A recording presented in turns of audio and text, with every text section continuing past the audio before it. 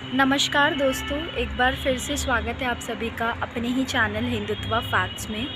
तो आज मैं आई हूँ दिल्ली के again one of the famous मंदिर उत्तरा स्वामी मलाई मंदिर।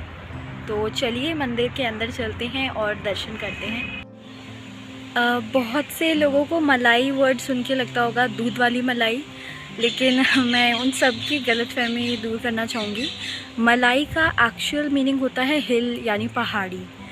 तो मलाई मंदिर एज इन जो मंदिर पहाड़ी पर बनाया गया हो, और एक परंपरा के अनुसार श्री स्वामीनाथ यानी मुरुगन जी के सारे मंदिर पहाड़ी पर ही बनाए जाते हैं।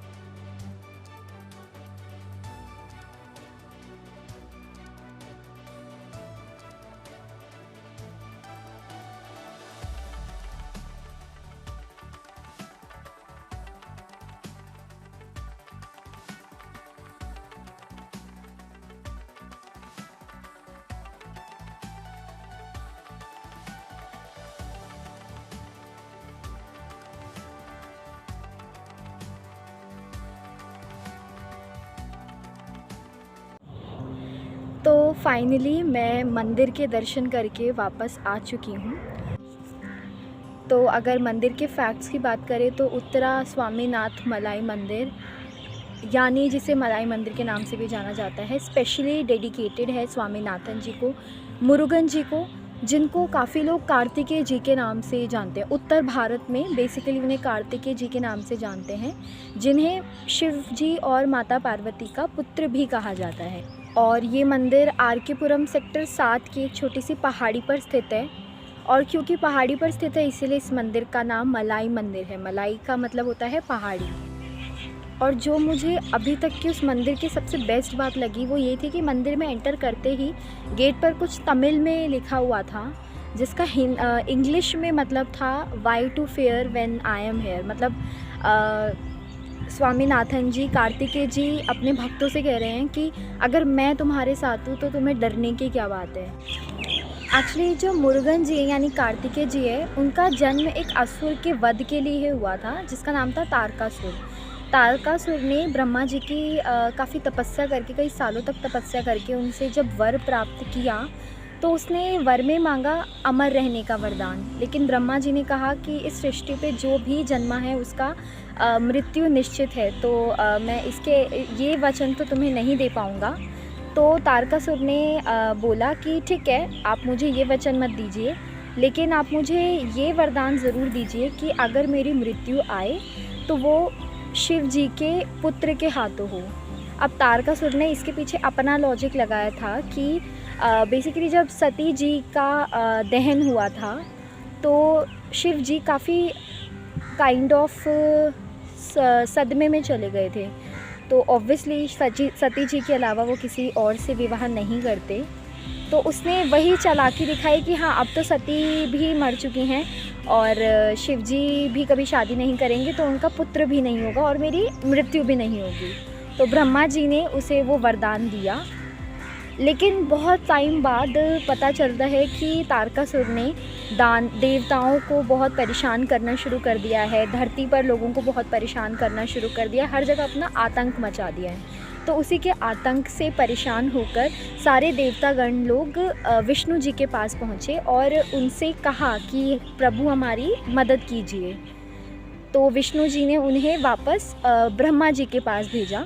तो ब्रह्मा जी और सभी देवताओं जी ने मिलकर फिर शिव जी से याचना की कि प्रभु उसका देहांत यानी मृत्यु, तारकासुर की मृत्यु सिर्फ आपके पुत्र के द्वारा ही हो सकती है। तो शिव जी ने ये लीला रचाई। ये मैंने शिव पुराण में भी पढ़ा है कि माता शक्ति यानी शिव जी की अर्धांगिनी पार्वती के रूप में उत्पन्न हुई और उन्होंने विवाह रचाया और तब जाके कार्तिकेय जी का जन्म हुआ और कार्तिकेय के ही हाथों तारकासुर का वध हुआ। एक फैक्ट है मुरुगन जी के बारे में, कार्तिकेय जी के बारे में, कि उन्हें देवताओं के द्वारा मतलब आप कह सकते हैं कि पूरी लाइफ लॉन्ग जवान रहने का वरदान मिला था, लाइफ लॉन्ग यंग रहने का वरदान मिला था। आप सभी ने ऑलमोस्ट वो स्टोरी ज़रूर सुनी होगी जिसमें गणेश जी और कार्तिकेय जी के बीच एक छोटा सा विवाद होता है कि हम दोनों में से बड़ा कौन है। तो शिव जी उन दोनों को एक कार्य देते हैं कि जो इस पृथ्वी का चक्कर लगा कर आएगा यानी परिक्रमा करके आएगा सबसे पहले, उसी को सबसे बड़े होने का दर्जा मिलेगा।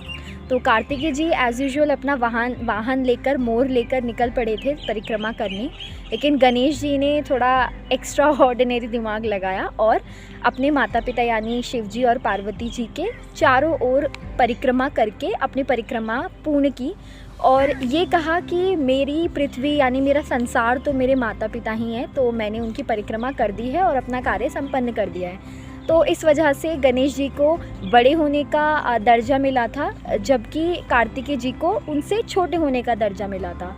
तो एक तरह से देवताओं की तरफ से भी उन्हें हमेशा यंग रहने का वरदान मिला था। तो ऐसा भी कहा जाता है कि साउथ में स्पेशली जहाँ पर मुरुगन जी को काफ़ी माना जाता है, वहाँ पे शरद पूर्णिमा वाले दिन जो कि विजयदशमी के बाद आती है, उस दिन कन्याएं जो होती हैं, कुंवारी लड़कियां होती हैं, वो कार्तिकेय जी की पूजा करती हैं और प्रार्थना करती हैं कि उन्हें उनके जैसा ही यंग, हैंडसम और आप कह सकते हैं एकदम पावरफुल, एक गलत के खिलाफ लड़ने वाले पति के रूप में मतलब मिलें बेसिकली कार्तिकेय जी।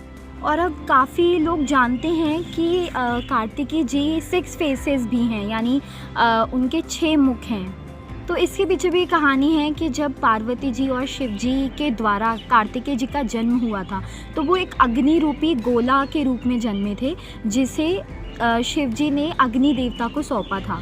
तो जैसे ही वो अग्नि देवता के हाथ में गए थे तो उनमें इतनी अग्नि थी जिसे अग्नि देवता तक कंट्रोल नहीं कर पाए थे। तो उन्होंने उसको तुरंत गंगा जी यानी गंगा नदी में डाला और उस गोले में इतनी अग्नि थी कि उसे अगेन गंगा जी भी कंट्रोल नहीं कर पाई। तो फाइनली कार्तिकेय जी की मम्मी यानी पार्वती जी को ही गंगा जी में समाना पड़ा और जब वो समाई तब जाकर कार्तिकेय जी के 6 मुख हुए थे, मतलब 6 हिस्सों में वो बटे थे, इसीलिए उनके 6 फेसेस भी हैं। अब काफ़ी लोग ये भी पूछते हैं कि स्वामीनाथन जी ही उनका नाम क्यों पड़ा है कार्तिकेय जी का। तो उसके पीछे भी एक स्टोरी है। एक बार कार्तिकेय जी बहुत क्यूरियस होकर ब्रह्मा जी के पास जाते हैं और पूछते हैं कि ओम का क्या अर्थ है। ब्रह्मा जी उन्हें एज़ यूजुअल बताते हैं ओम का मतलब, लेकिन वो सेटिस्फाई नहीं होते हैं। तो वो शिव जी के पास जाते हैं और पूछते हैं कि मुझे ओम का मतलब जानना है। तो शिव जी भी अगेन उन्हें ओम का मतलब बताते हैं और कहते हैं कि फॉर द बेटर नॉलेज मैं तुम्हें सजेस्ट करूँगा कि तुम ब्रह्मा जी के पास जाओ। तो वो कहते हैं ठीक है मैं चला जाऊंगा, लेकिन मैं आपको पहले ही बताना चाहूँगा ओम का मतलब। तो शिव जी ने कहा ठीक है आपको पता है तो आप मुझे बताइए। तो कार्तिकेय जी कहते हैं कि नहीं मैं ऐसे नहीं बताऊंगा, क्योंकि ये बहुत बड़ी बात है, तो इसके लिए पहले आपको मुझे अपना गुरु स्वीकारना होगा। तो शिव जी ने भी आउट ऑफ क्यूरियोसिटी कहा कि ठीक है मैं आपको अपना गुरु मानता हूँ। और गुरु, क्योंकि गुरु का दर्जा शिष्य से ऊपर होता है, तो शिव जी ने उन्हें अपने कंधे पे बिठाया सो दैट उनकी पोजीशन उनसे ऊपर हो। और तब ओम के बारे में उन्होंने जाना कार्तिकेय जी से, जिसमें कार्तिकेय जी ने कहा कि ओम बेसिकली पृथ्वी का आधार है, पूरे ब्रह्मांड का आधार है, और ब्रह्मा विष्णु महेश इन तीनों की शक्तियों का प्रतीक ही ओम है। तो जब ये दोनों के बीच में कॉन्वर्सेशन चल रहा होता है तब पार्वती माता आती हैं, और जब ये देखती हैं कि कार्तिकेय जी शिव जी को ओम का ज्ञान बता रहे हैं, तो उनके मुंह से निकलता है अरे तुम तो मेरे स्वामी के नाथ बन गए हो। तो बस तभी से कार्तिकेय जी का दूसरा नाम स्वामीनाथ भी पड़ गया। कार्तिकेय जी के अगर विवाह के बारे में मैं बात करूं तो उसके पीछे भी काफ़ी इंटरेस्टिंग स्टोरी रही है। बेसिकली विष्णु जी की 2 पुत्रियां थी, एक का नाम था सुंदरावली और एक थी अमृतावली। दोनों विष्णु जी के नेत्रों से पैदा हुई थी और दोनों को ही कार्तिकेय जी बहुत पसंद थे। तो उन्होंने ही ये इच्छा जाहिर की कि हमें उनसे विवाह करना है। तो कार्तिकेय जी से विवाह करने के लिए अमृतावली जी ने इंद्र देवता की पुत्री के रूप में यानी देवसेना के रूप में जन्म लिया, और सुंदरावली ने एक साउथ के ही आदिवासी के घर में वल्ली के रूप में जन्म लिया, और दोनों ने विष्णु जी की पुत्रियों ने बेसिकली कार्तिकेय जी से विवाह किया। और दक्षिण भारत में एक फेस्टिवल, एक त्यौहार बहुत ही फेमस है जिसका नाम है थाईपुसम। थाईपुसम वाले दिन कहा जाता है कि इसी ही दिन माता शक्ति ने कार्तिकेय जी यानी स्वामीनाथन जी को अस्त्र सौंपा था तारकासुर के वध के लिए। तो उस दिन को इस तरह भी सेलिब्रेट किया जाता है कि उस दिन बुराई के ऊपर अच्छाई की जीत हुई थी। So yes I can say कि कार्तिकेय जी के जीवन से, कार्तिकेय जी की लीलाओं से हमें ये जानने को मिलता है कि अच्छाई की जीत ज़रूर होती है, भले ही थोड़ी समय बाद हो, लेकिन अच्छाई की ही जीत होती है, बुराई ज़्यादा समय तक नहीं टिकती है।